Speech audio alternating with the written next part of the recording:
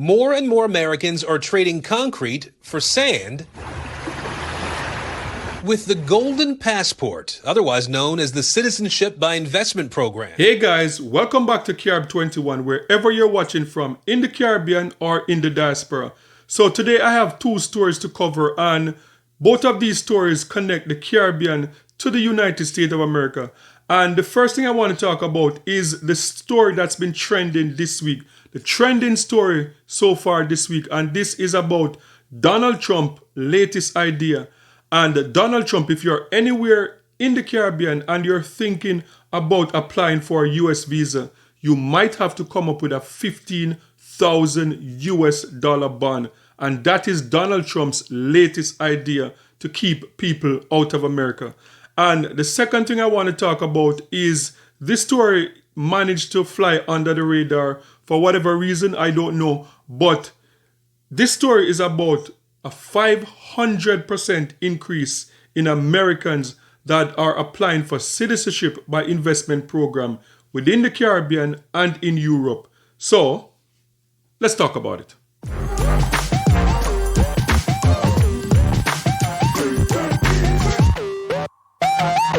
So the Citizenship By Investment program in the Eastern Caribbean is the biggest story of the year that we have been covering at Carib 21. We have been covering this from about January, I think.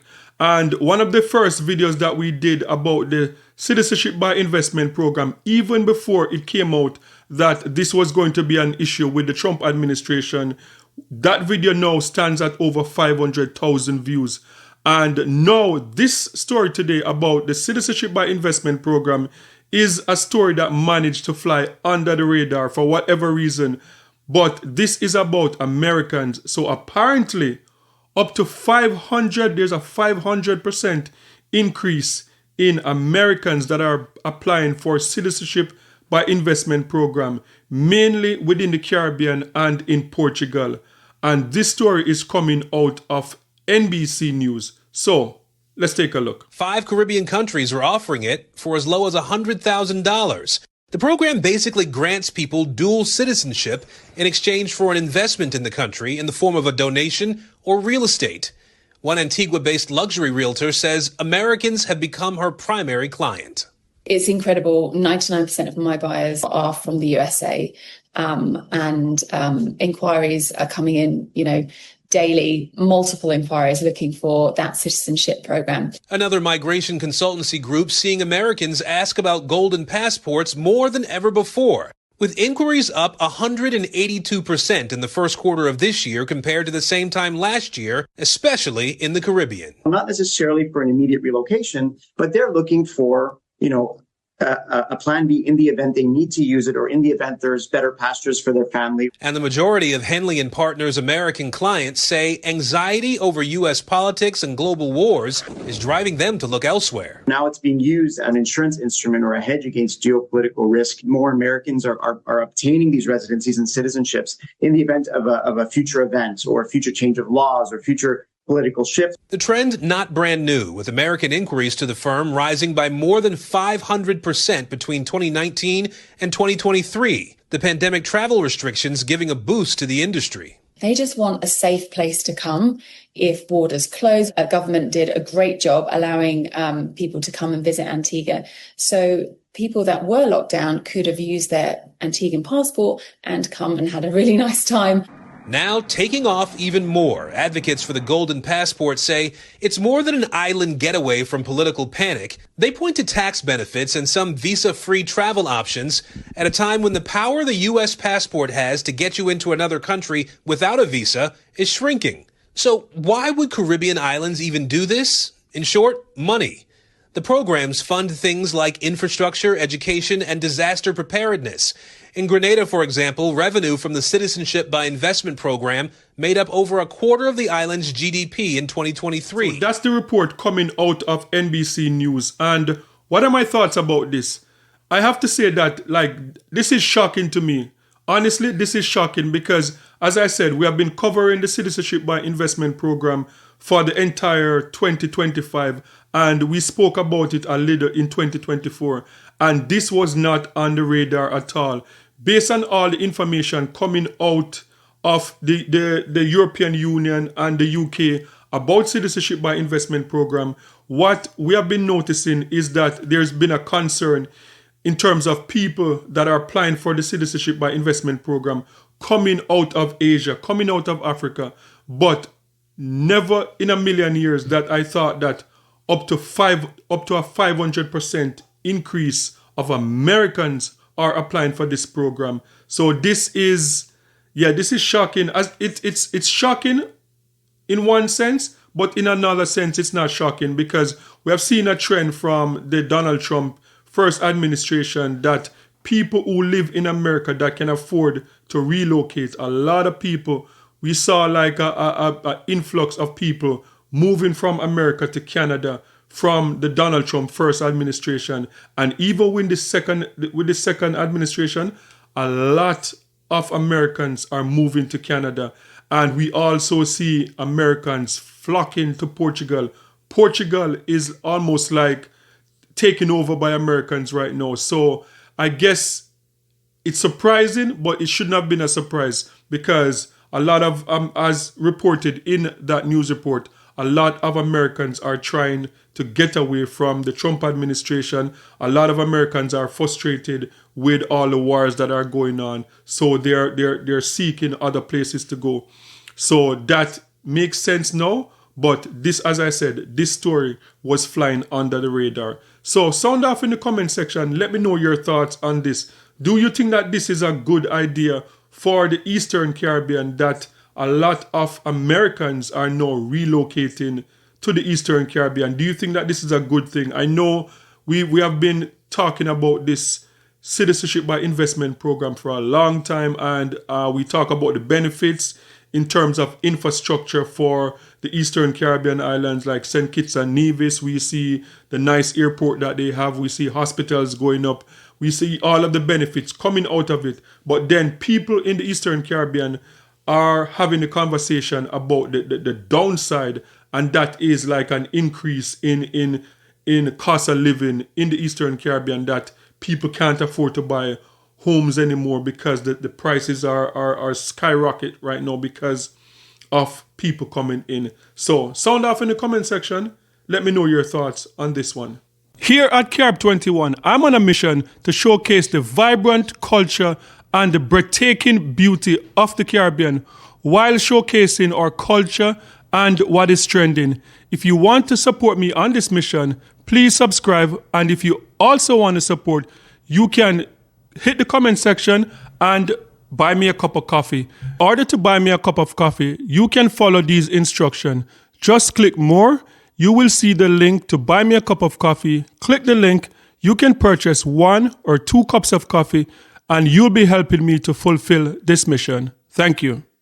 So next thing I want to talk about is this new trending story that started trending this week with the Donald Trump administration. They're piloting this program where you could see up to $15,000 bond when you're applying for certain visitors visa from certain countries, which I'm sure the Caribbean and Africa will be on top of the list. So this is the story coming out of America about the Trump administration new way to make some money. The State Department is launching a 12-month visa bond pilot program targeting applicants for B1, B2 visas from countries with high overstay rates or weak vetting systems. Under the initiative, consultative officers may require travelers to post refundable bonds of $5,000, $10,000, or up to $15,000, with $10,000 generally expected for adult applicants as a condition for the visa issuance. Visas issued under the program will be valid for a single entry within 3 months, with U.S. entry limited to 30 days and the bond refunded only if the traveler complies with the visa terms and departs on time via designated ports of entry. Yes, so that's the latest from the Trump administration. So what are my thoughts on this? I think that this is crazy.